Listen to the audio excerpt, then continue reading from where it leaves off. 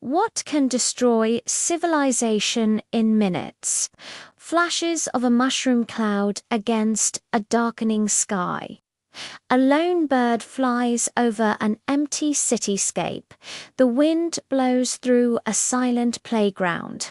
As of 2021, there are an estimated 13,900,000 nuclear warheads in the world.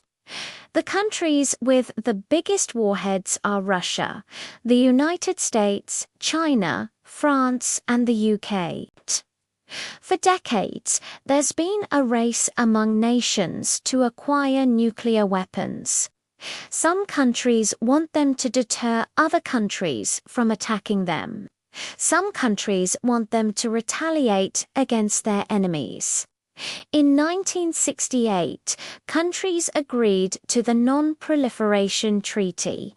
They agreed not to race each other to build more and more nuclear weapons.